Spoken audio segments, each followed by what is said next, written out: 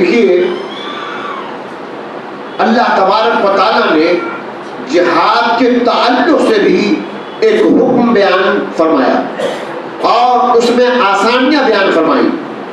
یہ جہاد جو مشکل کام ہے اور جو دشمنوں سے لڑنا ہے اس کا بھی طور طریقہ بندے نے نہیں بنایا بلکہ اللہ تبارک و تعالیٰ نے بنایا.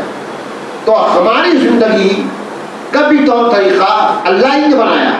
وہ الگ ہے کہ ہم نے اللہ کے بنائے ہوئے طور طریقوں کو جاننے کی بھی کوشش نہیں کی ہے اور اس پر عمل بھی نہیں ہے اور اپنے ہی بنائے ہوئے طور طریقے پر چلنے کی کوشش کرتے ہیں. یہی وجہ ہے کہ جب اپنے بنائے ہوئے طور طریقے پر آپ چلیے گا تو ہر جگہ ٹھوکر کھائیے گا اور مشکلات کا سامنا ہوگا. آپ دیکھیے کوئی بھی کمپنی کا جو الیکٹرانک مال ہوتا ہے، T V, V C R, video, camera, mic, mobile وغیرہ وغیرہ جس کمپنی کا ہوتا ہے، اس کمپنی کا جو میکینک ہوتا ہے اور اس کمپنی کا جو انجینئر ہوتا ہے تو آدمی چاہتا ہے اس کے پاس جائے، ہے نا. مال وہی جا کر ٹھیک کرائے، وہی بنوائے، دوسرے کے پاس نہیں جاتا ہے. اگر دوسرے کے پاس جاتا ہے تو دل میں خوف رہتا ہے کہ میرا مال خراب نہ ہو جائے، میرا مال گڑبڑ نہ ہو جائے، رہتا ہے نا. بالکل اسی طرح یہ ساری دنیا جو بنائی ہے اللہ تبارک و تعالیٰ نے، اس کا خالق اللہ تبارک و تعالیٰ ہے اور اس کا رب بھی اللہ تبارک و تعالیٰ ہے. اس کا قانون بھی اللہ نے بنایا ہے، اس کا دستور و طریقہ بھی اللہ نے بنایا ہے. تو اب اس میں اگر اس کے بنائے ہوئے طریقہ کار کو اور بنائے ہوئے اصول و ضوابط کو الگ ہٹا دیا جائے تو ہم ٹھوکر کھائیں گے. ہمارے گھر گھر میں، ہمارے معاشرے میں، ہماری سوسائٹی میں، ہمارے کاروبار میں، ہماری نوکری میں، ہماری صحت میں، ہمارے اور دیگر پریشانی میں دیکھیے ہر جگہ رکھنا ہے، پریشانیاں ہیں، مشکلات سے. کیوں؟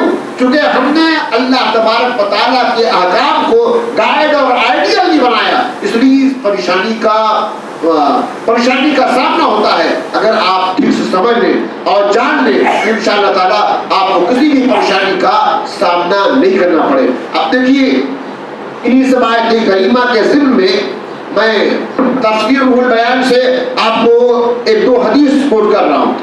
حضرت ابن عباس رضی اللہ تعالیٰ سے مروی ہے کہ حضور صلی اللہ علیہ وسلم نے فرمایا کہ میرے یہاں حضرت جبرائیل امین حاضر ہوئے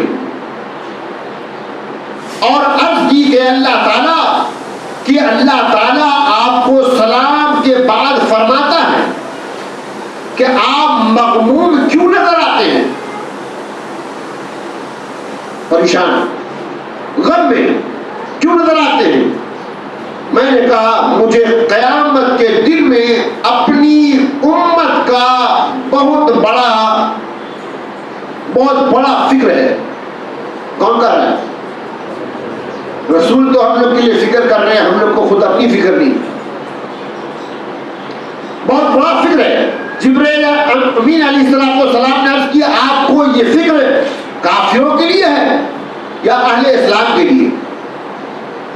میں نے کہا مجھے صرف ان لوگوں کی فکر ہے جو میرا کلمہ لا الہ الا اللہ محمد رسول اللہ پڑھتے ہیں.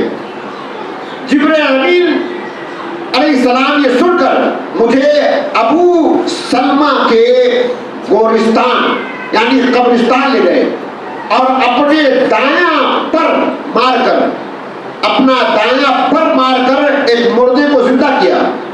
وہ مردہ نکلا تو اس کا چہرہ سفید تھا اور کہتا تھا لا الہ الا اللہ محمد رسول اللہ. اس مردے کو جبرائیل علیہ السلام نے کہا اپنی قبر میں واپس لوٹ جا. وہ واپس لوٹ گیا. پھر جبرائیل امین نے اپنا بایاں پر دوسری قبر پر مارا، اس سے مردہ نکلا تو اس کا چہرہ سیاہ، آنکھیں نیلی تھی اور ہائے ہائے پکارتا تھا. حضرت جبرائیل علیہ السلام نے اسے فرمایا اپنی قبر میں واپس چلا جا. جب وہ مردہ اپنی قبر میں چلا گیا تو حضرت جبرائیل امین علیہ السلام نے عرض کی یا رسول اللہ یہ لوگ قیامت میں ایسے ہی اپنے قبروں سے اٹھیں گے. اس واقعہ کے بعد آپ اپنی امت سے فرمایا کہ جس طرح زندگی بسر اسی طرح مرو گے اور اسی طرح اٹھائے جاؤ گے.